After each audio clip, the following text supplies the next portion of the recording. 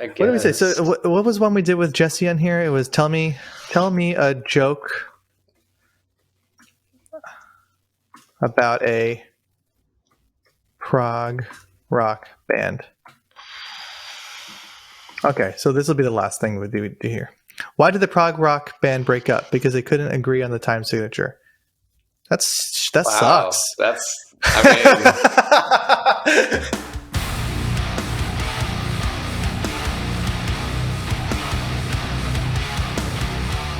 Did you reach out to me on Instagram? I think I did. Yeah. I like.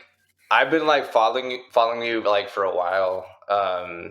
Like ever 'Cause forthright a while. Yeah, yeah, exactly. Because I was like still in like high school at the time. And, Yeah, like, I'm finding a lot of that. I'm like realizing that a lot of people discovered Ever Forthright when they were 15 years old. I'm 27.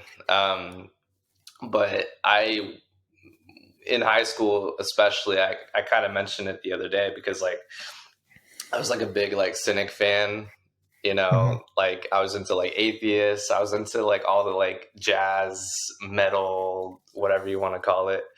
Because like I was like heavy into that. And then I found you guys, and that was kind of like, that was different for me because your guys' stuff was like, obviously like it was heavy.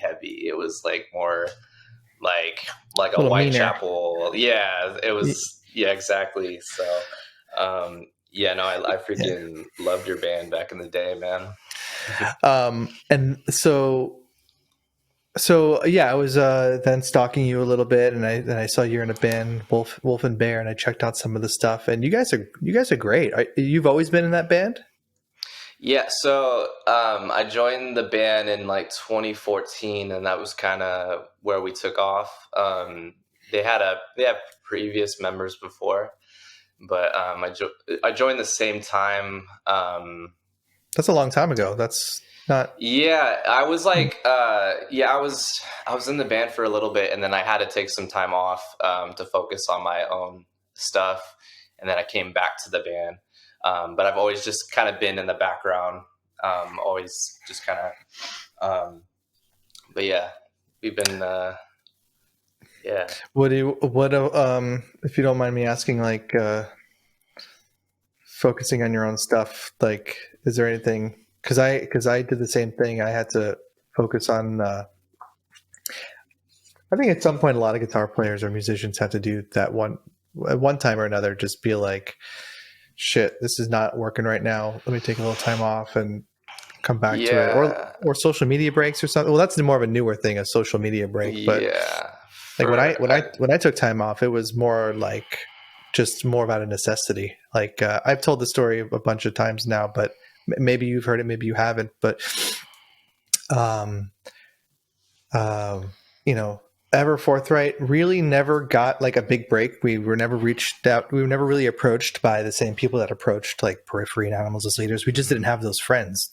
So we were never offered endorsements. To this day, I've never had an endorsement. I still pay for all my picks, all my strings, all my guitars, all my software. I've never had an endorsement. Well, that's a lie. Manus gave me a 2-year endorsement after I won that contest, but it was 50% off, up to one guitar a year for 2 years. And I was like, I make $8 an hour working the cash register at Barnes and Noble. You think I'm going to have a $4,000 guitar? Like $2,000 is so much money for me. I feel that. Yeah. Yes. So that's what I took. That's what I took my break. I was like, the thing is like you can easily get on Kiesel. Like I have like a small like ambassador like thing, but like and they give me a good discount. But even then, like I've been under contract for like 3 years now, and I've only bought one guitar because I'm so broke. I'm just like, I mean, I like it. I even have it over here. This little plug. Yeah. Oh, I thought I saw you playing like a hyperdrive or something. Yeah, this is like the only nice guitar that I have. So yeah, that's nice. They're great guitars. I love my Zeus. Yeah, no, I really think you can get on like, yeah, I think like as you were saying, you said like or ever forthright never got like a break or whatever. And like, man, that the music thing, like it takes a very long time. Like Wolf and Bear, like my band, like we just started getting more opportunities in the last like 2 or 3 years. Like we've always been like we played a lot of local shows, and like we had to obviously like work our way up, and knowing the right people does help, Hmm. but also just like grinding it out, because like me myself, I'm used to like just not making money off of music. Like it's just like in my nature, because like I don't really think about it. I'm just like You I just do it do it because for I the love enjoy of it. it. Yeah. Yeah, exactly. And like I've always told people like, yeah, man, like I've lost money playing music. We all lose, you know what I'm saying? Like, Yeah. so it's Well, just that's part of, interesting. That's interesting. You're yeah. playing more shows now because your last single was 2020 and your last full length album was 2017. But I And mean, then this is not something unheard of. I've seen this before. So I just find that kind of interesting. that's another conversation to have too, because like I think a lot of bands or artists, like they make that mistake of like they feel like they have to release albums all the time. And I think albums are great. I think the format has changed over the years. I think like obviously like in the early 2000s, like you had to have a full length. It was like that was the staple. Like, like when System of a Down came out, it was like boom. Like um but I think we've kind of strived, or we thrived off of just milking the crap out of like just the singles and the EP. And I know that sounds like has like a negative connotation, but like I I don't think think that's so. like the best. Yeah, like and I mean the best way to put it very simply is just like quality over quantity. You know. Yeah.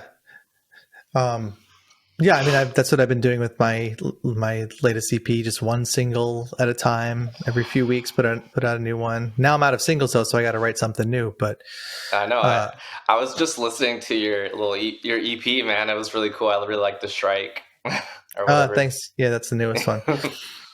Um, so are you guys?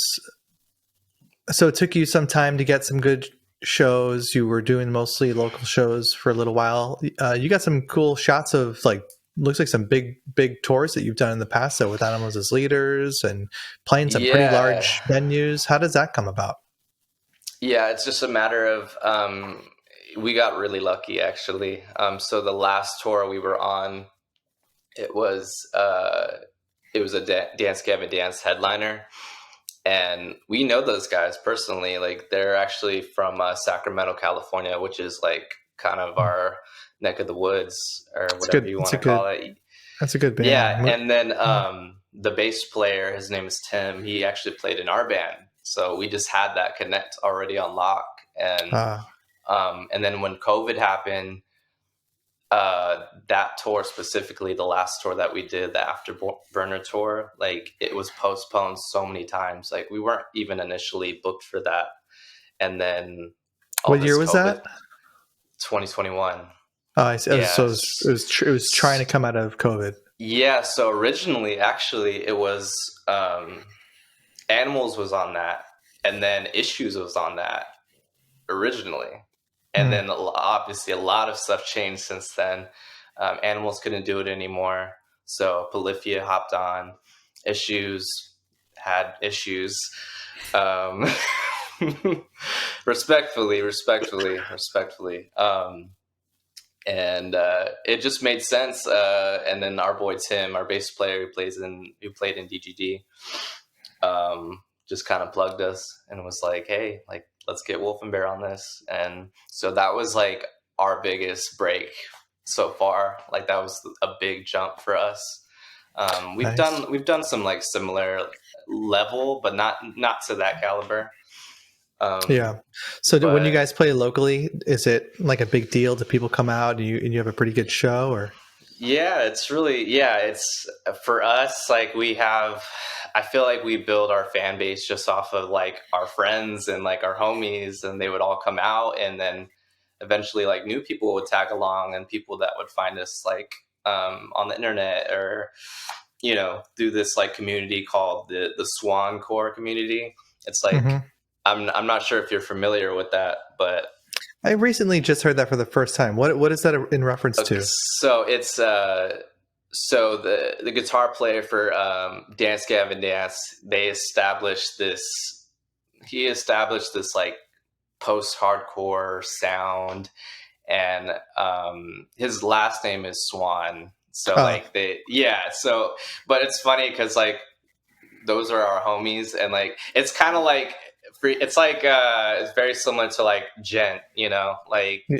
it's not really a genre, it's just like a community and a word, and Mm. we don't really classify ourselves as swancore or anything, but Gotcha. yeah, That's pretty cool. yeah, there's like this community, um, and it's really cool.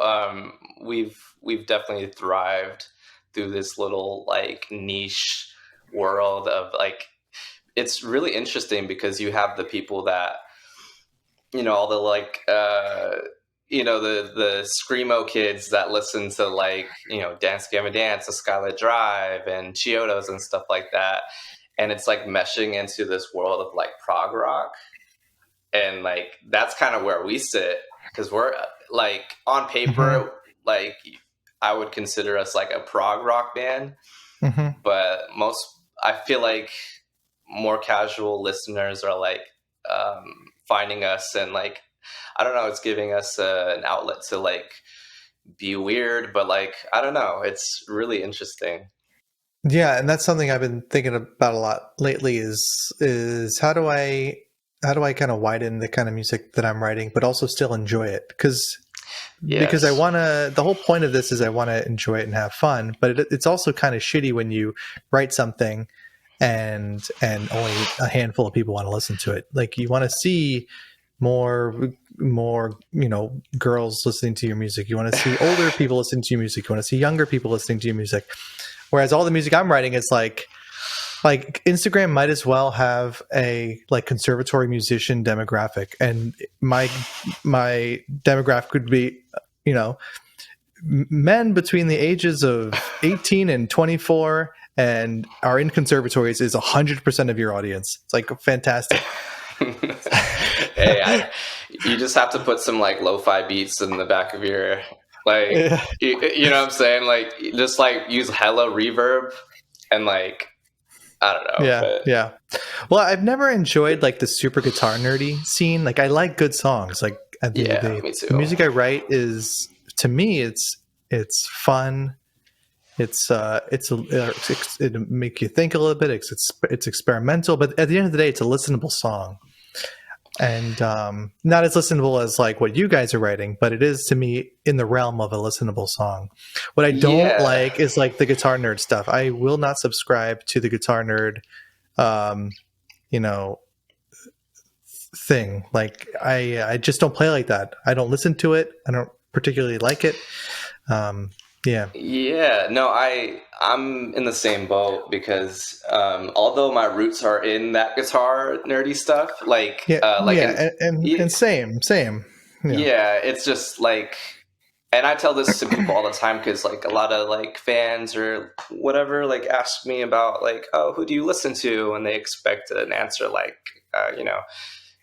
and no disrespect, I'm not, Mhm. I'm just saying like they'll say like, oh, do you listen to the intervals? Do you listen to Pliny and all this stuff? I'm like, they're great. I love I love Aaron Marshall. Like I think he's a great player and stuff like that. And I don't listen to any guitar music like at all. Yeah, Like I listen to a yeah. lot of R&B and like electronic stuff. And but my roots definitely like stem from like jazz fusion, like Hmm. you know, like Greg Howe and Holsworth and Sean Yeah, Lane, all those like crazy guys. yeah, yeah. This is pretty. Yeah, same to a degree. Like I don't really listen to guitar music, um, but I listen to a lot of jazz. and I listen to a lot of heavy music. Like there is still some place in my heart for like really, really heavy stuff. Yeah.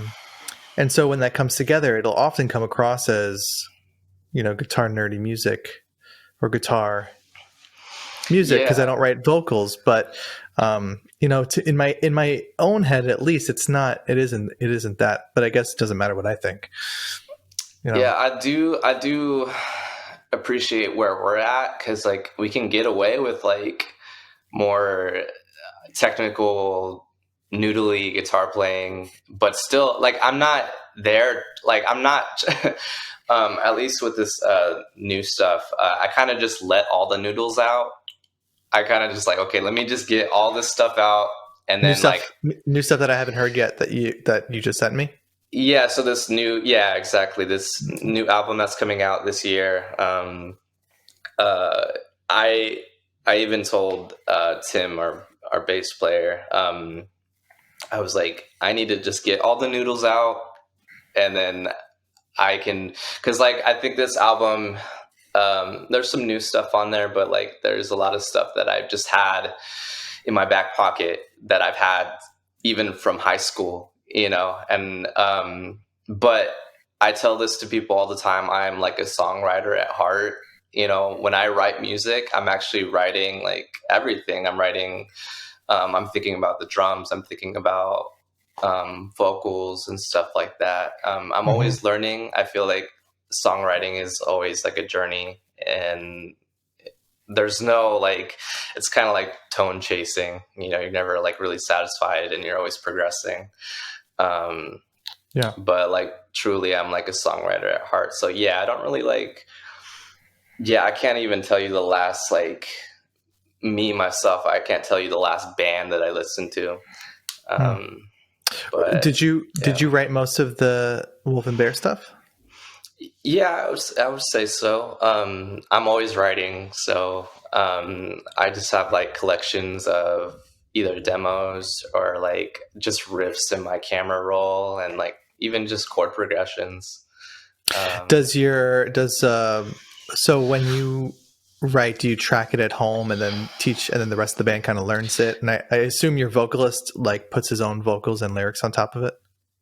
Yeah, it's always different. Because I used to like write in Guitar Pro. I used to geez, no way. Holy cow.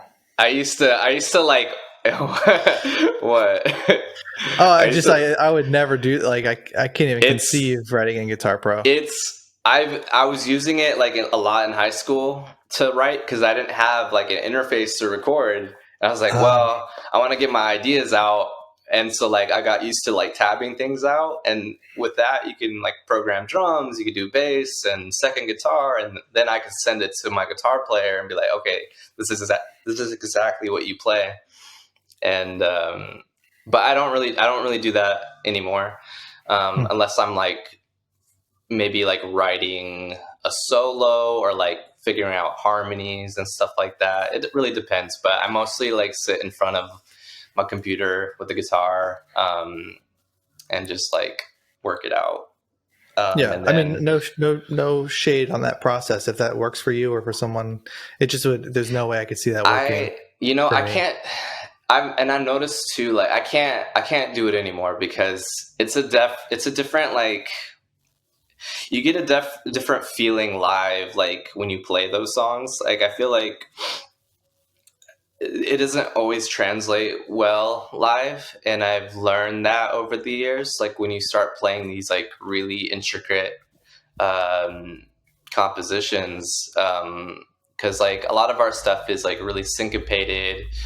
It's not always like straight like backbeat. It's very calculated, and although I love music like that, it doesn't always translate live. So I try to have a balance, because I like to write music with like heavy accents like all the time.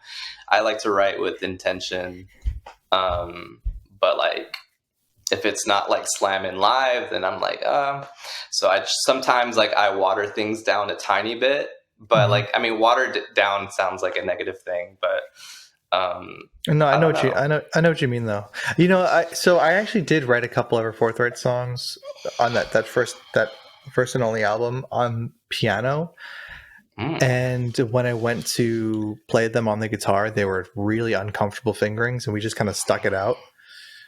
And yeah, and to this day, like they're not really guitar riffs. They're incredibly difficult. Some of these riffs, like in "Dispose of Your Optimism," there's like a lead melody somewhere in "Lost in Our Escape" that was written on piano that was like borderline impossible to play on the guitar. yeah, Screen Scenarios was written almost entirely on a piano, and those like fourth pentatonic lines on the guitar are an absolute nightmare. So yeah, so like when I started writing this newer music for myself, I pretty much write entirely on the guitar now, and like the thing has to feel good on my fingers. Like it's got to snap, it's got to feel good on both my hands. Like I need to know what's going to be picked versus what's going to be pull offed. You know, uh, so yeah, a little different. I relate to that heavy. And I like to write. It's funny when I track stuff or when I write guitar, I'm always thinking like, can I actually play this? Or like, can I actually like sit down and like maybe practice it enough to the point where like, yeah, I can get this down. And sometimes I'm like, yeah, there's no way I could do this. So like, I'll kind Mm. of like, pull back a tiny bit. And because like, man, my music is probably not as hard as your music, but like I struggle with like I tell this to people all the time, but like our music is like challenging, and so like I never can look cool on stage. I'm just like standing there like a jazz guitar. I'm no diss. I'm just saying like I guys tell me like, why don't you move around much. I'm just like, well, I mean, I'm like focusing on so much. I'm thinking about playing. I'm thinking about pickup selection. I'm also thinking about my patches because like I run everything on my Yeah. foot switch, so I still have to tap dance a tiny bit. Mm-hmm. um and then obviously playing in front of a lot of people, I'm just like, there's so much going on. I just want to rock out, Yeah. but Yeah. Well, my music is actually not that hard. My What's hard about my music is that there's a lot of improvising in this new stuff. So that's the hardest part because those are difficult chord changes to play. But the actual riffs and yeah, melodies are sort of like the break between all that. It's like, okay, now you can got have you. fun. Now you can have fun with this riff because you're not soloing. And there's a couple like really tricky unison melodies and stuff like that, but the real main tricky stuff is okay. Now you got to improvise in 11/8 over completely unrelated chords. That's the hard part. Um, That's fun that was too. my I point though. mean, But in its yeah, own right. I just I really want to do more improv because like I'm not that bad at it. I'm not to the level of like doing 11/8, man, with it's like chord. anything. It's like anything else. You just got to sit in your room with a metronome and do it until your eyes water. You Like know, ever since was it Malcolm Gladwell, the 10,000 Hours book, or was it someone else? I don't think it was. Who wrote the 10,000 Hours book? Not sure. 10,000 Hours book.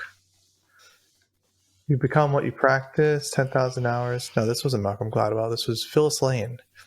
We become masters of our own lives through long-term, step-by-step processes. There are simple practices for blah blah blah. So pretty much, have you ever heard of this book? Yeah, I have actually. Yeah. So it's like anyone who's a master of what they do, they've spent 10,000 hours doing it. So I think at some point when I was younger, definitely in high school, I thought, oh, in order to be like savant level good, you just have to be like a little bit weird and like that's it. So if you're just a little bit weird, then you should be able to get some sick message across in your music. And then I later realized, oh wait, I could be totally myself and just practice really hard and work really hard, and I think that's a better way to get what I want. Um, so that definitely shifted in my head. So yeah, I mean, I don't know how I got here. I, Well, yeah, if you want to shred 11/8, 10,000 hours. That's all you got to do. is that it? Yeah. Yeah, It's funny because like there's like an old like gospel drummer meme of just like I forgot some guy like made a video of him playing over like he's like, okay, this is how you play giant steps.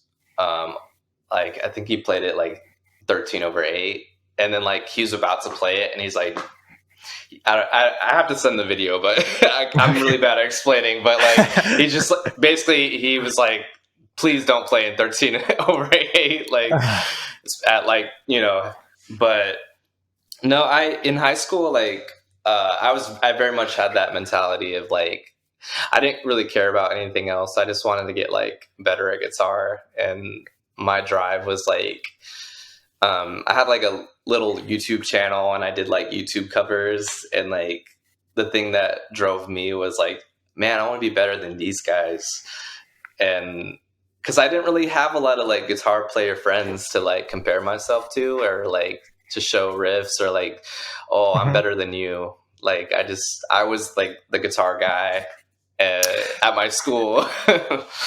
Yeah. But Did you go to a big school? Or no, not really. No. yeah, let's talk about drive for a little bit. So drive is a weird thing because why we do things, whether it's for money or like a sense of purpose or a mixture of both.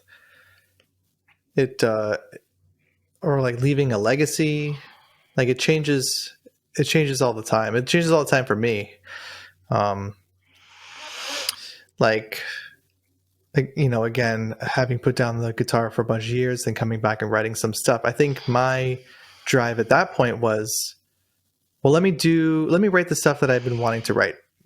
Like, let me get out these ideas that I have. And that's it. That was my drive. It wasn't, let's see if we can do this bigger and better, because there was no bigger and better. It was ground zero. So let me just get these ideas out. Now that I've got those ideas out, now the tune is starting to change a little bit, and I'm thinking, all right, well, I'm trying to get some gigs. How do I get gigs? I gotta like, or what, or like, why do I even want gigs? Well, I guess I want to play a gig because, feels good to play music. Like,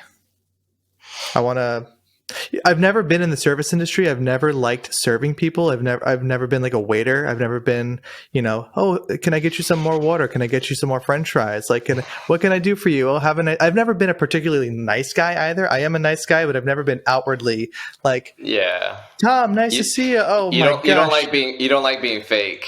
I'm not like, I don't know if it's alpha. I'm not that kind of like loud kind of person. So I've never been, no one has ever said Nick is a nice guy unless they've kind of spent a little bit of time with me and realized, oh, Nick is a pretty nice guy. But I don't go out of my way to make it look like I'm a nice guy. I got you. If that's a no, I understand. It's like you're I mean. just very, very introverted. You're very like neutral. Very. I'm just neutral. Yeah, like there's two kinds of people. There's two kinds of people at a party. There's the person that will introduce themselves, and you're like, oh, like, there's a like, nice to meet you. And then there's the person that kind of hangs back and waits for someone to say hi to them. They're passive. They could both be equally nice people. One person, they just have different approaches to whatever. Anyway, my point is that like now that I'm thinking of playing shows, I'm like, wait, am I in the service industry all of a sudden? I mean, that's really went through my head the other day. Like you're ultimately like trying to get some good tips, man. So yeah, I want to like gotta serve those pancakes and you gotta make them good too, because like otherwise people are not gonna come back. You know what I'm saying? So like you have to. I mean, you don't have to do anything, but I resonate with that heavy. It's ironically all my songs on my next whatever is gonna be called like, can I refill your coffee? Let me get you some more water. Can I top that off for you? Top it off. I mean, No, I resonate with that heavy. I've been like an introvert my whole life. I was actually a lot worse. Like the fact that I'm doing this right now is like insane to me because like I was very much like antisocial and It's probably ironic. wasn't good. Probably wasn't good for your band to be antisocial. Well, that's what I'm saying. Like Yeah. I feel like the my other guys like carried a lot of the weight as far as like because I was very much like I play guitar, I write the songs, but I'm not like it's funny. Some people get away with doing that for an extended period of their career, but it more often than not, it's good to not do that. Yeah, I mean, I've definitely branched out. I definitely like opened up over the last 2 years, and music actually helped me do that. Like playing shows and meeting people, like that took me out of my element. Like I was like touring. You feel good And about it? Like you like being out of the element? yeah, I'm still in my bubble. I'm still like, I'm like, my threshold has definitely like gone up a tiny bit. Like, Yeah. um, Yeah. It's like taking off your astronaut helmet. And it's like, oh shit, there's oxygen out here. It ain't so right. bad. I'm not, It's not- yeah, exactly. It's yeah. like, I'm still at my level and I'm still very much like, I hope Yeah. no one talks to me, but like respectfully, I'm just like, I'm not like that, Yeah. but Yeah. I used to be a lot. Yeah, it is like, um, it's so like, again, like what helped me was, um, playing music at a young age. Like I was fortunate enough to like tour, in another band called Hotel Books, when I was like 20 years old.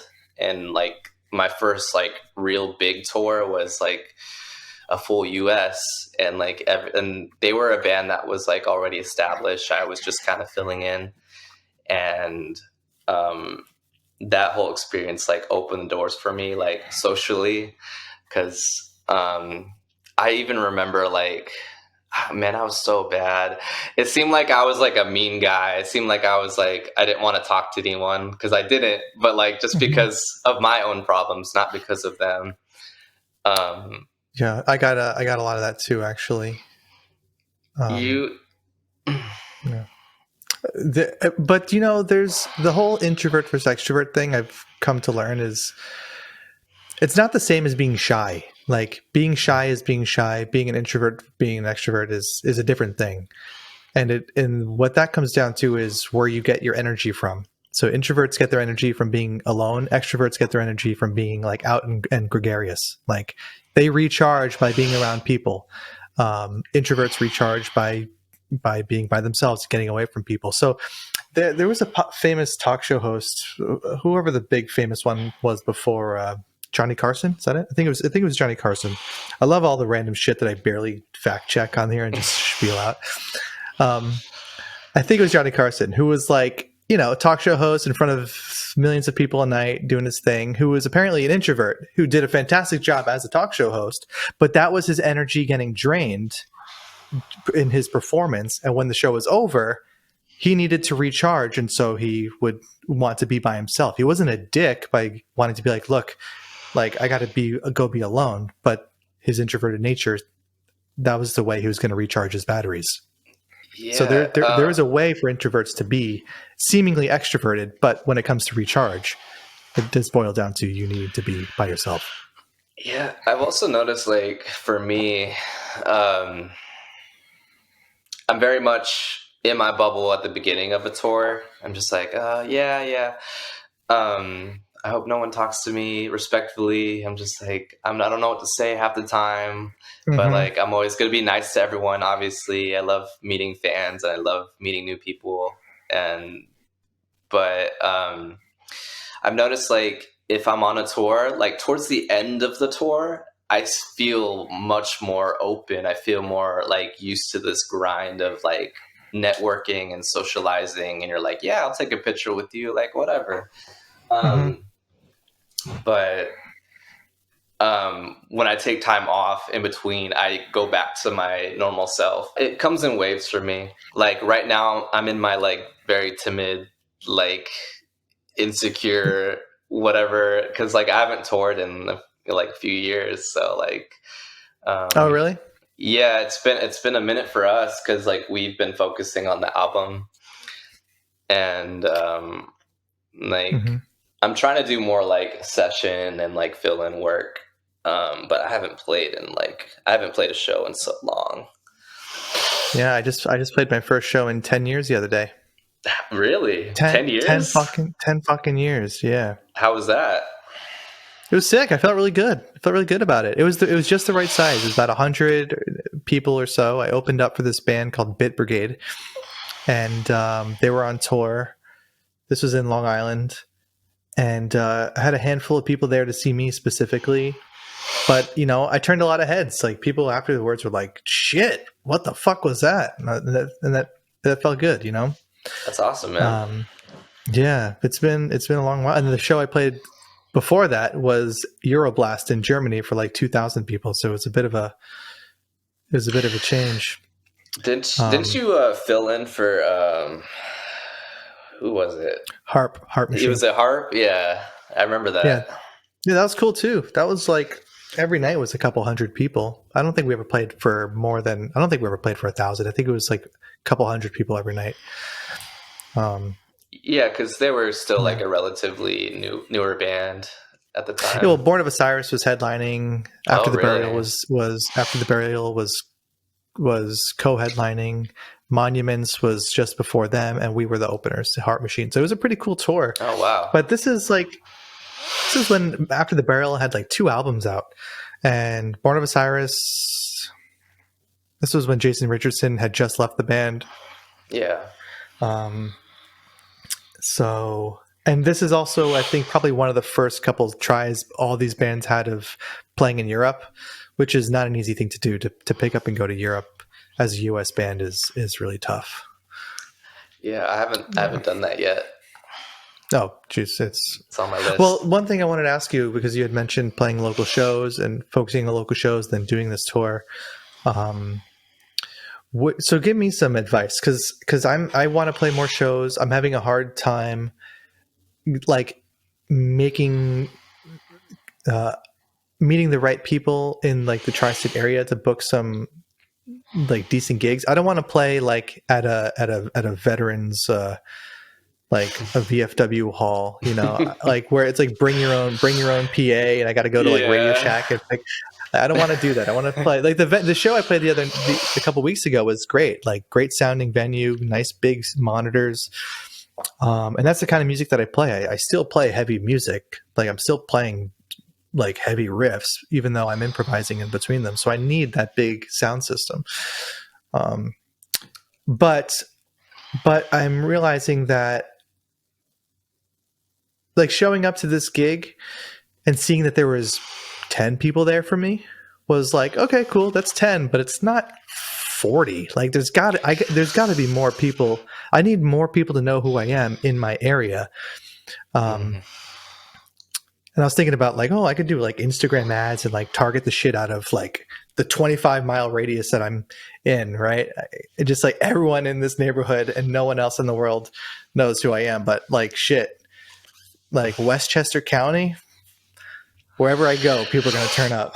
I mean, shoot, man, it's definitely a grind. Like, it definitely takes time, and like, Yeah.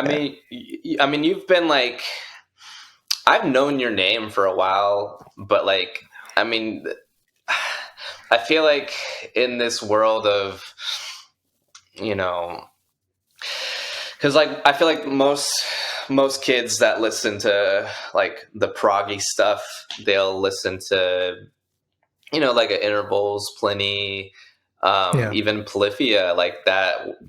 There's different spectrums, and like the jazz, like metal, whatever you want to call it, is very Mm-hmm. niche. And I'm not saying that can't succeed, because like there's bands like even like Periphery's like latest single has like a jazz interlude or whatever. Like there's definitely, or even like Mm-hmm. Animals has like a whole Mm-hmm. following. I think it's just like getting into that, just like I don't know, Yeah. picking away at that. uh, it definitely it just takes a lot of time, I guess. I don't know. Yeah. Me personally, I don't have all the answers because like I don't even know how our band became like somewhat successful, to be honest. But like Yep. a lot of it was like we would just get all of our friends to come out because like we had to sell. So we play at the Boardwalk in or Orangevale a lot, which is a really popular venue for upcoming bands. And we'd have to sell like pre-sale tickets. Oh, fuck And that. No way. No, no, yeah, no. like it was like part of the process, part of the struggle of being like a Mm. small artist is like you still had to to make money, and for the promoter, for the rest of the bands and stuff like that. So it Yeah, was no one's very working much for like, free. yeah, so like all of us would just like chime in to like invite family, like old high school friends, like anyone that we can get our hands on. And like, but I don't know, I think obviously the internet helped us too. And Yeah. um I don't know, I think it's really just finding your audience.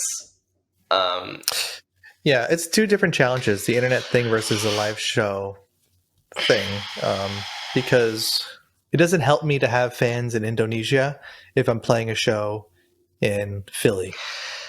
uh I need people in Philly. I need fans in Philly in order for people to come to a show in Philly. I I also, another conversation to have is like, you see a lot of these like Instagram guitar players that obviously have great numbers on Instagram, whatever. Mm-hmm.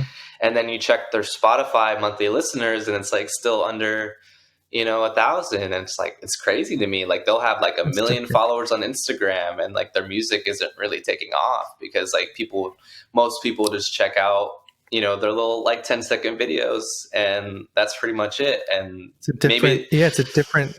It's a different meal. It's a yeah, different thing. Like, scrolling Instagram and having your favorite Instagram guitar players is a different. I don't. Has Tom Quayle ever released an album? he has to have, right? I don't think has He's Tom Quayle he's discography. so he like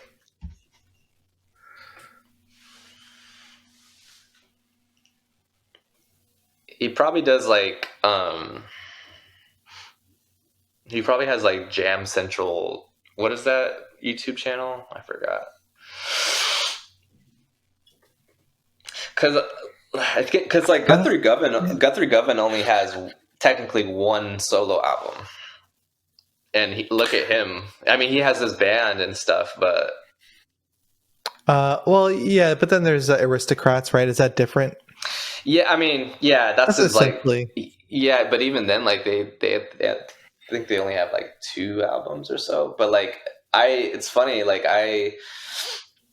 Guthrie Govan is also like one of my favorite guitar players as well. And like, although I do love the Aristocrats, like I'm always just like wanting that solo album, another solo album from him. But Mhm. that's always interesting too.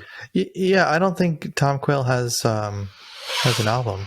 I mean, it's just an interesting fact. People do whatever the heck you want. Like if like the music is your own journey. But I just find it interesting that there's all different kind of flavors. Like you could be the Instagram person, you could be and have shitty YouTube.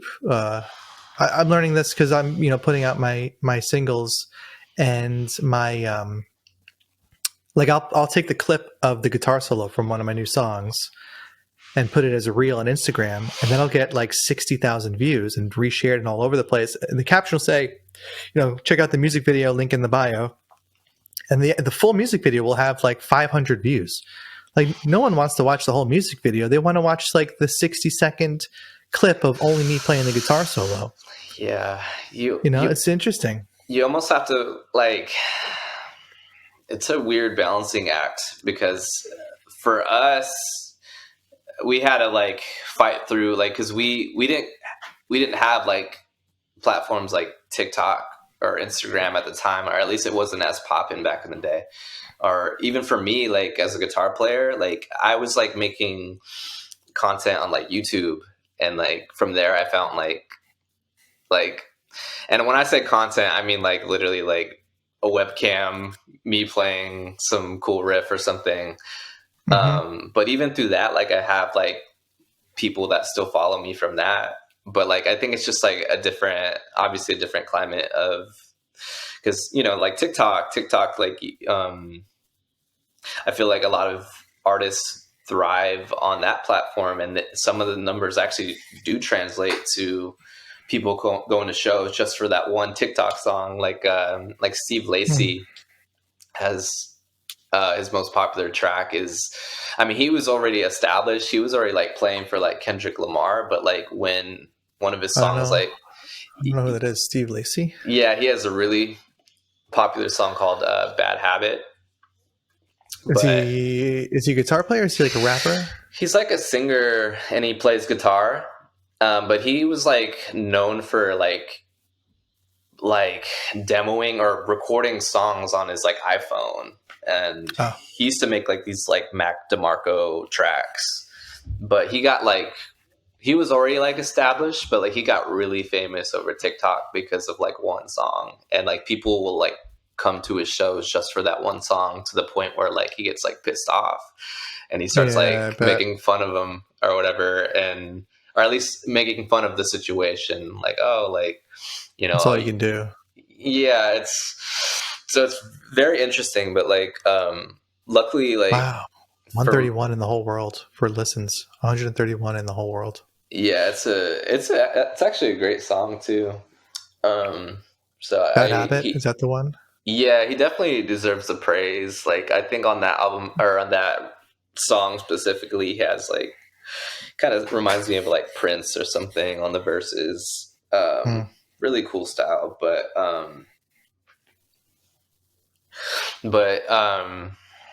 yeah, almost. I feel like you almost have to work backwards, though. I feel like you should have this established foundation, like where people like your music already, and then you could start building on it even more. Because, like, I think, say, like a band like Polyphia, like Polyphia was already established as a band in the internet world, I guess. People Mm-hmm. were already listening to them, and then like this whole generation of TikToks and Reels and stuff like that, they thrived off of this whole new climate, um, and they've gotten even bigger than they were before because of it, because of the internet, because of all these platforms. Um, Yeah. Yeah. Well, I don't. Yeah. There's something stylistically in common with the bands that are really like hitting it these days, and I think it's something that your band also has an element of too, and that's that it's just fun. Like it's like I don't see a it's need to like listen to like watch a whole YouTube video sometimes, or but like I was clicking through some Wolf and Bear videos from your like the live sessions at the mm-hmm, Post Cavern. mm-hmm. Yeah, plus Kevin. uh and they're good. There's a good ass songs. Like these are great. You guys sound so good, and like The yeah. Thanks, man. I It's interesting, like, and I'll say this again, like, we're playing prog rock. You know what I'm saying? Like, and I feel Mhm. like people don't even realize it. Like, especially on like this newer stuff, like there's like bridge sections that literally just sound like a yes song, from Wow. however long ago. But like we kind of mesh it in because like our vocalist is more like modern and chill, and like he kind of sounds like The Weeknd. And then like our scene, That's I don't know, important. Yeah. it welcomes like that kind of weird, Yeah. vibey, whatever you want to call it, intricate prog rock stuff. It's really interesting. Yeah. Yeah. I guess like as long as you have some elements rooted in what um like a lot of people could enjoy. Like your singer, I don't think anyone could listen to your singer and say that he's not a good singer. He's a great singer. And like the mix is rooted in something familiar. It's not a confusing mix. Like you can hear everything. It sounds like a rock band mix. Um And then from there, you can kind of be free with the other elements to be a little bit more experimental with. Like, as long as you have like a mix. I'm also having like, I'm thinking out loud here. I'm not saying this is like the way to do it, but it seems to me like as long as you have some key elements rooted, and I guess in like listenable, good music, pop, you can be free with a chord progression because your singer is writing such good, clear, comfortable melodies, and you can be free with like the drummer doing some wacky stuff. You can be free with odd time signatures because there's something else holding it in. And and Chris was good at that too. I remember listening to when the old Upper Fourth Rate songs were instrumental, even the new ones, even though it's not Chris on it. When these songs are instrumental, they sound like chaos. They sound. I remember like the Countershift and Little Albert Experiment. These songs have so many notes on them, or even Screen Scenarios. Screen Scenarios has so many notes, and when you listen to it on without vocals, it just sounds like it's all over the place. But then when you have like Chris singing these like these melodies that all kind of seem diatonic, and they're all almost like pentatonic, and it's almost like the rest is background noise, and all you care about now is, oh, okay, so here's the pulse, and here's the comfortable diatonic melody that I could sing along with. I don't really care what all the other shit's doing. It's cool that it's there, but yeah, I've always wondered that too with like your guys' music. I'm like, how does like Chris write over this shit? It's like, I respectfully, because like I think, because like instrumentally, I'm like, even as like a musician, even as a guitar player, I'm like, sometimes I don't even know what's going on. I know there's like diminished lines in between, and some of the time signatures are really wacky, but I'm just like, how does he like manage to write these like catchy hooks over these crazy proggy lines and parts? Yeah. I think well, Mike too. Mike Semeski had the same task in the new stuff. And I think it just comes, like theory stuff helps, but I think it comes from just like, that's what a good vocalist does. Like they just know how to find, they know how to find the common ground with a listener and the wackiness.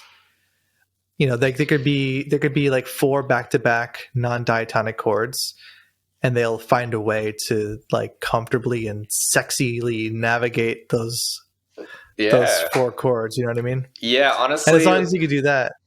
Yeah, that's kind of how we get away with like our music too, because our singer, shouts out to Marcus, if you're watching this, I mean, no disrespect, but he doesn't really know like music theory, or he like, it's funny, we found him at a local like open mic night kind of deal. Like he used to do like acoustic covers, and like but like that's what I was about to do for a while. I was like, guys, we can't find anyone to do vocals for this. Let's just go to like the school. Let's go to the school over here and check out the music program. Like, there's got to be some good singers. No, you're honestly like, you'd be surprised. You just have to have an ear for it. You have to, but yeah, I feel like we do get away with a lot simply because our singer kind of not dumbs it down, but it makes it more comfortable. That's totally not the right way to do it. Yeah, because we can like, and especially for our scene, like bands like Dance Gavin Dance, or like maybe even like a Circus Survive, like the guitars are like still doing interesting stuff, and like everything's panned like hard left and right, just like any other like a metal record, and the guitars can do whatever they want essentially, but the vocal and maybe like the rhythm section is still holding it down as like you're still having the meat and potatoes of the song, like while you can do this crazy minor 7 arpeggio or something. But exactly. I now like our music. I love our music so much because like I don't have to think too much when I write. I just write. Like sometimes I'll go a little crazy on the guitar. Sometimes like I'll hold back. Sometimes like it doesn't. And with styles too, like with our genre of music, we can like dive into anything, because we can do the prog rock stuff. We can do the jazzy stuff. We can do the maybe a hip hop group. We could do metal stuff. It's pop stuff. Like there's, it's very Yeah. versatile, and I think that's why we thrive as a band, because like we can do whatever we want, and like there's no label on it. Like we just have fun writing music that we like, and Hmm. it's so liberating to just be like not think about genres and like if I played in like a metal band, I'd be like, is this too like, you know what I mean? Is this not heavy enough? Is this too melodic? Yeah. Or I don't know, that's a bad example, but Yeah. No, I know what you mean. Totally. Like all that stuff. Um, just having some kind of meat, like what you said, like the meat and potatoes is there, and then you can kind of feel free to do whatever you want. Yeah. And I'm thinking now of my wife got me watching this show.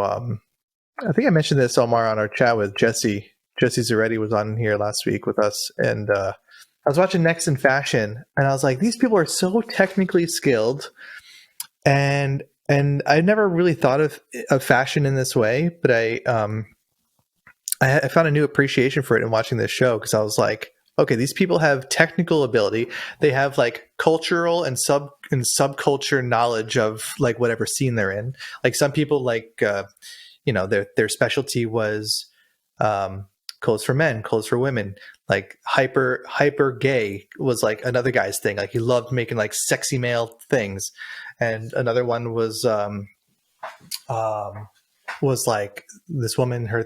She only did clothes for women. This other one only did clothes for like uh for like for men, like kind of like hip hop clothes for men.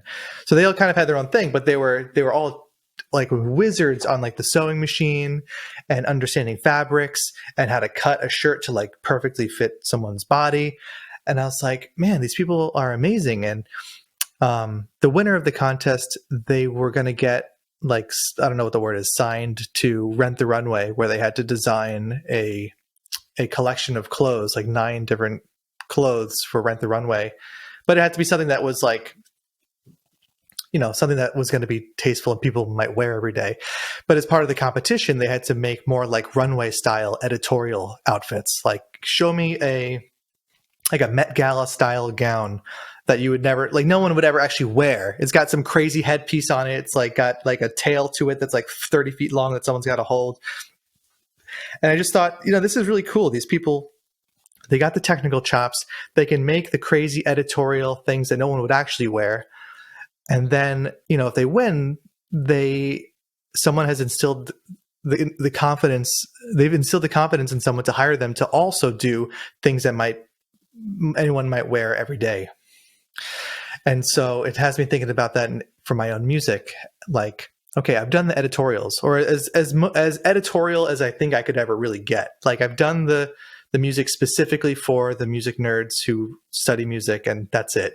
Now I kind of want to work on like my target collection. I kind of want to see what would a song come out like if I wanted it to be for a wider audience. Yeah, that's just kind of what I've been thinking a little bit. And I don't think that like diminishes the value of what I'm doing or anything. It's just, another side of me as an artist. I think you have all the tools to like succeed in this like music world. Like I think I honestly think like you should just get attached to like maybe on an endorsement, or like maybe be like a demo guy for a little bit. Weren't you doing like mayonnaise stuff or something? I was for a bit. I wasn't enjoying it though. Mm. Yeah. Yeah. I mean, yeah. I'm more of a composer, writer. Like I like to make music. I don't really like demoing I products. mean, same. I mean, I've never done one myself, but I've noticed like a lot of the guys, for example, Brandon from Kiesel, he plays in a band called, he plays in a few bands, but he was known for like Eternity Forever and like Gold Necklace, really cool like R&B music. but I feel like he established his name a little bit more because like he was doing like demos for Kiesel, and like he was just like everyone was like impressed by his playing, and honestly like that's how I found like guys like Guthrie Govan, like him jamming to, I think it was called Jam Central or whatever. Like he'll just be either improvising or like he'll just play some originals that he had on his like solo album, but like he'll be like demoing out either a guitar or like whatever, or backing tracks and stuff like that. And like all of it really helps, and ultimately like it's about the end product of like, yeah, I want to write music, I want people to listen to it, and like I've always struggled with that as well, and more so now, like I've definitely like been trying to put myself out there a little bit more than I used, because like friends tell me all the time, like, why don't you like post more, why don't you like make content, why don't you do this? And I'm just like, well, like I just care about the music, I just care about writing music, playing it's exhausting. Like, it's exhausting coming up with like a month of content to post every day. It's really hard.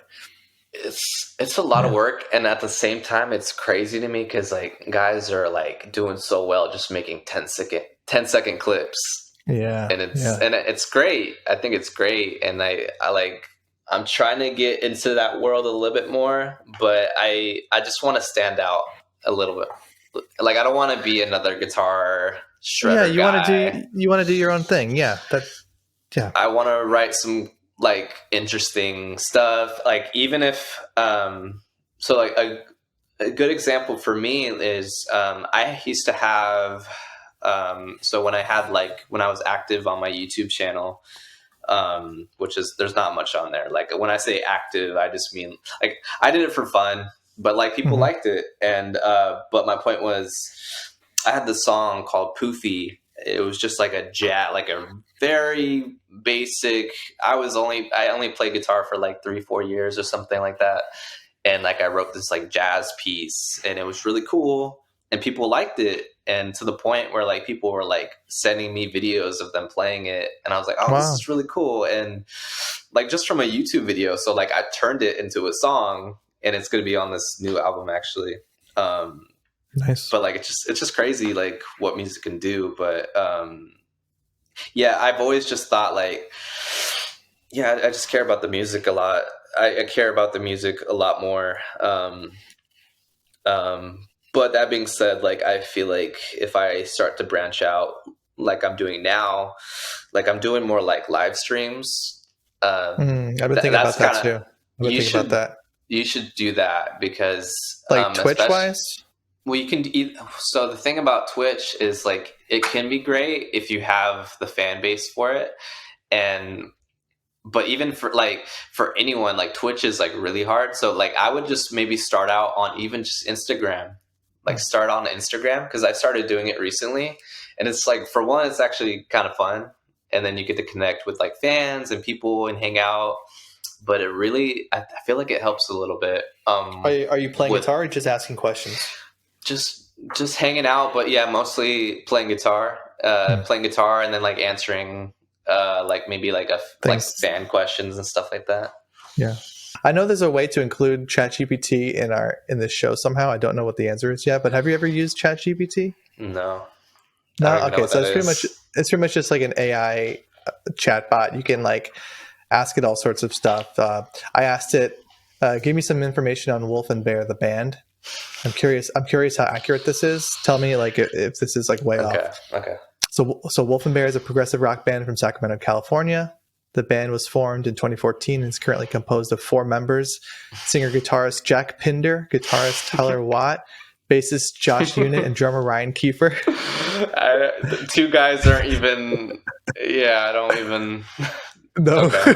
No, I don't even know who those people are. But okay. Yeah. I asked it to tell me who's in ever fourth, right? It was like Nick Llerandi left the band in 2013 and was replaced by Nick Llerandi. It's like, okay. Oh shit! New version. That means. Yeah, new version of myself. So intricate guitar work, including rock, jazz, post-hardcore. Okay. Mm-hmm. Yeah. Wolf and Pretty Bear released their accurate. debut EP, Every Story is a Ghost Story, in 2015. No. No? Where we have an album called Everything Is Going Gray, and it's like a full length in 2017. But okay. Well, it was well received. The album, the EP that you didn't do was well received. And then they released a 2018 called Throat in 2018. Wow.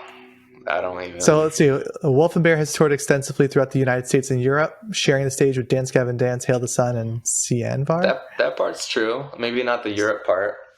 Yeah. And they continue to write music that pushes the boundaries of what is possible in the rock genre. That's a kind of a cool comment on the end I there. like that. I like that. Yeah. It makes it sound awesome. Yeah. Cool. So apparently Johnny Carson, however, I don't know how much we could trust this thing at this point, but it says that Johnny Carson was also known to be a private and introverted person off camera. So whether this is even right or wrong, at least ChatGPT is agreeing with me. And you can use this thing for anything. Like, Whoa. like should I write simpler songs? Whether or not you should write simpler songs depends on your personal artistic vision and goals. Simplicity can sometimes be a very effective tool in songwriting, as it can help make the song more accessible to a wider audience and create a strong emotional connection with listeners. So, I mean, this thing is nuts because, like, this, Wow. this is not scraping, like, it's not pulling this from like a blog post. It's actually artificial intelligence and considering the question and doing the best it can to give you. I mean, you could say like, give me 5 healthy healthy lunch ideas.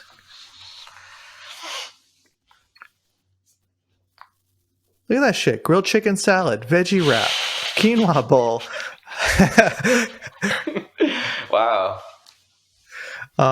Yeah, this thing is pretty cool. So, should I try to get a Kiesel or Mayonnaise guitar endorsement? Can be a great opportunity for a musician. However, it's important to carefully consider whether an endorsement is the right fit for you. Okay, so it's not really going to tell me. That's general. Yeah. What did we say? So what was one we did with Jesse on here? It was tell me a joke about a prog rock band. Okay, so this will be the last thing we do here. Why did the prog rock band break up? Because they couldn't agree on the time signature. That Wow. sucks. Wow. There's not even. Is there even like a layer of like? Is there like metaphor here or analogy? Is there anything, or is it that's it? They couldn't agree on the time signature. I wasn't even expecting that good of an answer, to be honest. It's like the only one it has. I said to regenerate a response, and that was the only one. Show me an argument between a jazz musician and a metal musician. Here's an example argument between a jazz musician and a metal musician.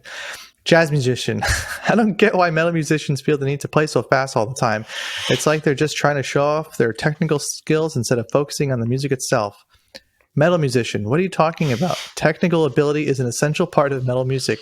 It's what sets us apart from other genres and allows us to create such intense and intricate compositions. Oh, brother.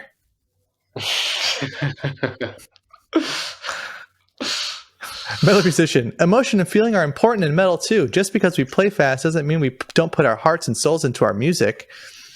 Jazz musician. I could see your point, but I still think there's something special about the subtlety and sophistication of jazz. This is such a stupid conversation. I feel like this is the kind of conversation I used to entertain when I was like 22 and like had way too much to drink at a party. And I was like, you know what? I'm going to argue with this guy. And as I got older, I'm like, oh, shiz, I'm going to go home. All right, man. Anything you want to promote about your band and new music you're working on? Yeah, we have a new album coming out this year, pretty soon. I don't know when. We're getting it Wolf all and Bear. Together. Yes, Wolf and Bear, new album coming out. We're going to do some music videos pretty soon, and then we'll be on tour a few times this year. But yeah. Sweet. Let me know when you're in New York and I'll open for you. Oh yeah, honestly, dude. If the tour promoter allows it. Sometimes it's all about what they want, but keep me in mind if you're like Pennsylvania, New York, Massachusetts. My favorite show of the last tour that we did was actually we played Hammerstein Ballroom, and Oh shit. yeah, that was like really cool. Yeah, that's a cool place. To the point where like when I walked out, like people were like, "Yo, Louie!" Like people like knew my name. I was like, "What the hell?" What's But going on here? yeah, it's really, really weird. I'm still getting kind of used to that. Yeah. Cool, Louie. It was awesome having you on here. Well, I'm sure I'll catch you on Instagram or something, or see you live, hopefully. And yeah, man, I'll catch you later. Yeah, thanks for having me.